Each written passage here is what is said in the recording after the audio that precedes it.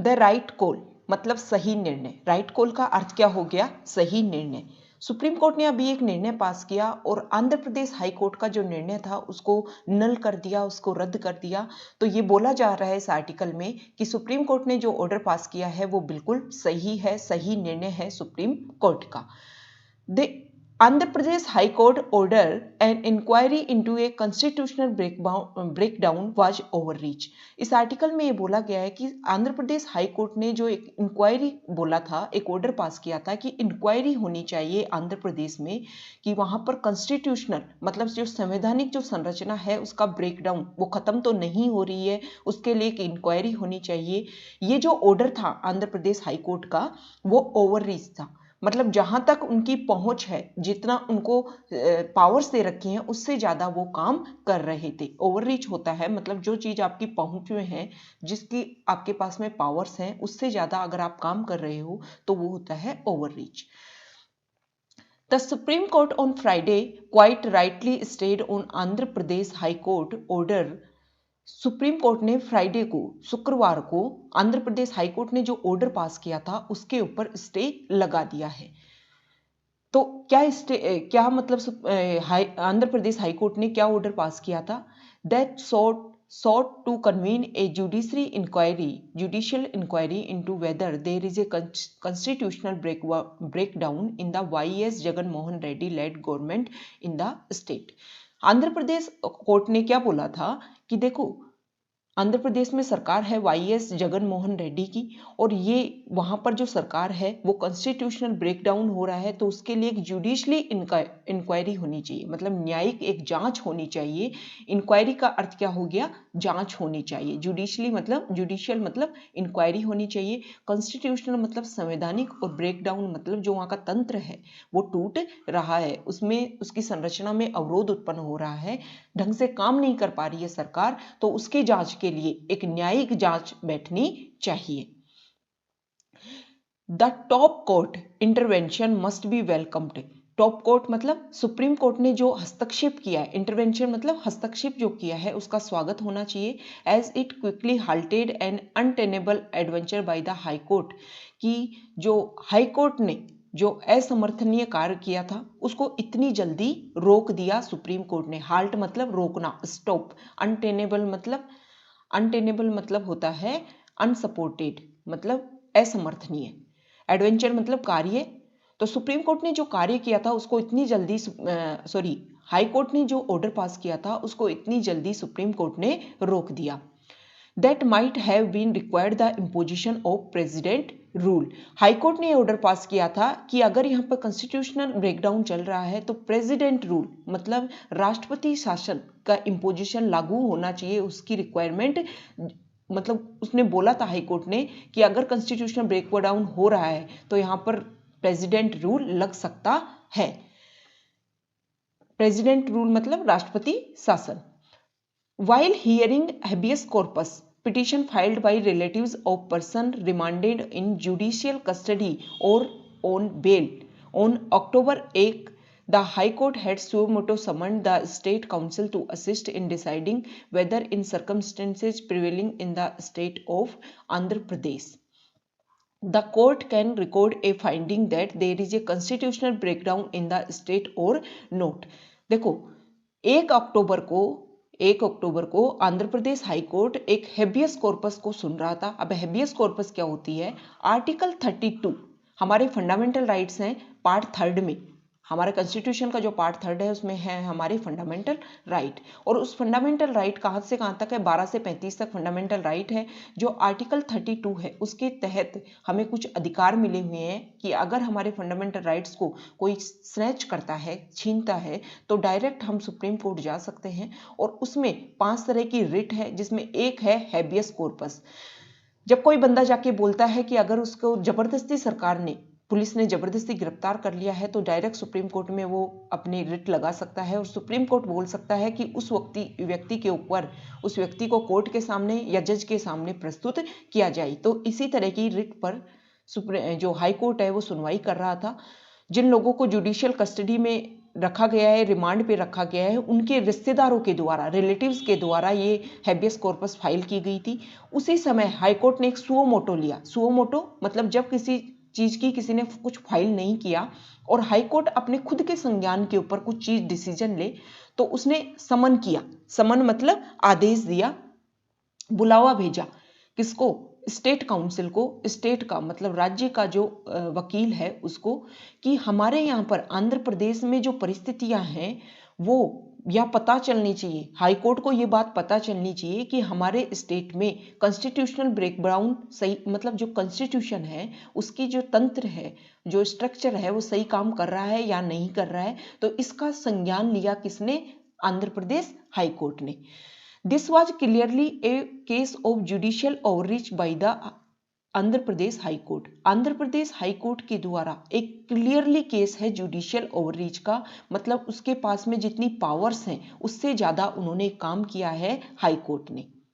The question of a constitutional breakdown और the failure of constitutional machinery, constitutional breakdown का question हो, सवाल हो, या फिर कॉन्स्टिट्यूशनल मशीनरी मतलब संवैधानिक जो तंत्र है उसको फेलियर मतलब असफल होने का सवाल हो, ये डील किया जाता है किसके अंडर? आर्टिकल 356 के अंडर इसको डील किया जाता है। डील्ट विद फ्रेजल वर्ब है, डील्ट विद का मतलब किसी चीज को एक स्पेशल तरीके से, इस एक स्पेशल मैनर में, to behave towards in a state manner मतलब कोई स्पेशल कारण हो, कोई स्पेशल तरीका हो, उसी के अंडर जब उसको डील किया जाता है तो उसके लिए यूज किया जाता है डील्ट विद। तो आर्टिकल 356 के अंडर इसको डील किया जाता है किसको? जब कॉन्स्टिट्यूशनल ब्रेकडाउन हो रहा हो या फिर कॉन्स्टिट्यूशन मशीनरी की फेलियर हो रहा हो। Whose invoking comes under the prerogative of the executive, not the judiciary। Article 356 में ये बोला गया है कि ये जो काम है ना, कि कॉन्स्टिट्यूशन ब्रेकडाउन हो रहा है, कॉन्स्टिट्यूशन मशीनरी फेल हो रही है, ये काम है एग्जीक्यूटिव का, हमारी कार्यपालिका का, ये जुडिशरी का काम नहीं है। तो देखो यहाँ पे कुछ स्पेलिंग है। प्रीरोगेटिव मतलब हो गया दायित्व, प्रीरोगेटिव मतलब हो गया स्पेशल प्रिविलेज और राइट, मतलब हमारे जो कार्यपालिका है उसका विशेषाधिकार है ये कि इस चीज के बारे में डिसीजन लेना। In the SR Bommai case A 9 member bench, SR Bommai case हुआ था, उसमें 9 सदस्यों की एक बेंच बैठी थी सुप्रीम कोर्ट की, और उसने क्या किया था? कॉन्स्टिट्यूट किया था, मतलब इस तरीके को, इस चीज को आर्टिकल 356 के अंडर जब हम कोई कार्य करते हैं ना, उसको एक पर्टिकुलर वे में समझा गया था, कॉन्स्टिट्यूट किया गया था सुप्रीम कोर्ट के द्वारा। Which also allows the imposition of president rule in the states. Article 356 के अंडर हम स्टेट्स में प्रेसिडेंट रूल को इम्पोज कर सकते हैं, अलाउ कर सकते हैं, लगा सकते हैं विद स्ट्राइजेंट कंडीशन, मतलब कुछ कठोर के शर्तों के साथ में। स्ट्राइजेंट मतलब होता है बहुत ज्यादा कठोर, इसका सिनोनिम सीवियर भी हो सकता है। With for the valid exercise, मतलब ये लगाने का भी वैलिड रीजन होना चाहिए, वैलिड कार्य होना चाहिए of that power by the president after being presented with A proclamation by the union council of minister. सबसे पहले हमारे जो सेंट्रल जो मिनिस्टर हैं वो इस बात का क्या करेंगे? औपचारिक घोषणा करेंगे। प्रोक्लेमेशन होता है औपचारिक घोषणा, और उसके बाद में प्रेसिडेंट को ये, उसके प्रेसिडेंट के पास में प्रेजेंट किया जाएगा कि उस राज्य में क्या करना है, प्रेसिडेंट रूल लगाना है, तब ये जाके काम बनता है, तब प्रेसिडेंट रूल लागू होता है। दिस देखो, These included ascertaining क्या होता है? पता लगाया जाता है, मतलब ये प्रेसिडेंट रूल लगा दिया गया, उसके बारे में कार्य हो रहा है, लेकिन उसका पता लगाया जाता है whether objective condition exist which render it impossible to carry out governance in the state, whether the proclamation has been made and the process has to be approved by both houses of parliament before consideration for judicial review। देखो ऐसा बोला जाता है कि दोनों house के द्वारा पास कर दिया गया, पार्लियामेंट के द्वारा, प्रेसिडेंट का उसके ऊपर अप्रूवल आ गया, लेकिन उसको जुडिशियल रिव्यू के लिए भेजा जा सकता है। जुडिशियल रिव्यू का काम होता है बाद में, पहले पार्लियामेंट का काम होता है, प्रेसिडेंट का काम होता है, और फिर जुडिशियल रिव्यू हो सकता है कि ये काम जो किया गया, जो प्रेसिडेंट रूल लगाया गया, वो सही है या नहीं है, या कोई मतलब कुभावना से प्रेरित होकर के ये प्रेसिडेंट रूल लगाया गया। तो जुडिशियल रिव्यू इसका लास्ट में होता है, पहले नहीं होता है इस प्रोसेस का। But the AP High Court order seem to be have reversed the scheme of thing by putting the cart before the horse in asking to ascertain if there is a constitution breakdown in the state। लेकिन जो Andhra Pradesh high court है ना, उसने तो बिल्कुल जो procedure है उसको बिल्कुल रिवर्स कर दिया, बिल्कुल एकदम उलट कर दिया, विपरीत कर दिया। रिवर्स का मतलब होता है बिल्कुल विपरीत कर देना। And the scheme of things by putting the cart before the horse. Putting the cart before the horse, ये क्या है? ये एक फ्रेज है जिसका अर्थ होता है कि सब कुछ गलत मैनर में, रॉन्ग मैनर में सब कुछ करना। ये एक फ्रेज है, तो ये इंपॉर्टेंट है। तो इसमें ये बोला गया है कि सारा काम होता है, उसके बाद में जुडिशियल रिव्यू हो सकता है। लेकिन आंध्र प्रदेश हाईकोर्ट ने क्या किया, पहले ही जुडिशियल रिव्यू कर दिया कि जुडिशियल रिव्यू मतलब आंध्र प्रदेश हाईकोर्ट ने बोला कि वहां पर प्रेसिडेंट रूल होना चाहिए। तो एक गलत मैनर में काम हुआ है। The Chief Justice of India noted that the court found is to be disturbing before saying it। Chief justice of India ने ये बात बोली है कि ये जो काम किया गया है ना, वो डिस्टर्बिंग है। कोर्ट के द्वारा जो काम किया गया है वो डिस्टर्बिंग है, मतलब गलत है। The Supreme Court order comes in the wake of incident pointing to a tussle. Tussle मतलब होता है संघर्ष, परेशानी चल रही हो, कुछ नोकझोंक चल रही हो, कुछ झगड़ा चल रहा हो between the judiciary and the elected government in Andhra Pradesh. देखो, सुप्रीम कोर्ट का जो ये ऑर्डर आया है वो इसलिए आया है कि आंध्र प्रदेश की जो इलेक्टेड गवर्नमेंट है, लोगों के द्वारा जो निर्वाचित सरकार है, और जो वहाँ की न्यायपालिका है, उसके बीच में एक संघर्ष चल रहा था। और उसी को ध्यान में रखते हुए, इन द वेक ऑफ का मतलब होता है उसी को ध्यान में रखते हुए ये ऑर्डर आया है। Chief Minister Jagan Mohan Reddy had in an unprecedented letter to the CJI। Unprecedented होता है कि मतलब अभूतपूर्व, जो चीज पहले कभी हुई ही नहीं, उसके लिए जगन मोहन रेड्डी ने CJI chief justice of India को एक लेटर लिखा और इस बात की कंप्लेंट की है। द एलिज्ड होस्टाइल, होस्टाइल मतलब होता है कि प्रतिकूल भाव रखता है यहाँ का हाईकोर्ट हमारे लिए, हमारी सरकार के लिए होस्टाइल नेचर है, होस्टाइल एटीट्यूड है किसका? हाई कोर्ट का। Against him and his government beside making controversial allegation against a senior Supreme Court जज। हमारी गवर्नमेंट के द्वारा सीनियर सुप्रीम कोर्ट के एक जज के ऊपर कुछ आरोप, कंट्रोवर्शियल होता है विवादास्पद, और एलिगेशन होता है आरोप, कुछ आरोप लगा दिए गए थे। उसके बाद में ये जो हाई कोर्ट है वो कुछ होस्टाइल एटीट्यूड रखता है, मतलब क्या रखता है? प्रतिकूल भाव रखता है। और इसके लिए this was even as the high Court order a CBI probe,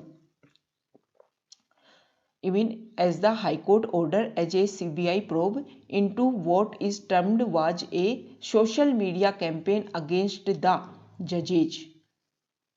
supreme जो हाई कोर्ट है उसने एक CBI प्रोब की भी मांग की थी, ऑर्डर दिया था कि देखो जजेज के लिए जो सोशल मीडिया पर एक कैंपेन चलाया जा रहा है, उसके लिए हाई कोर्ट ने क्या बोला था कि CBI प्रोब, CBI जांच होगी।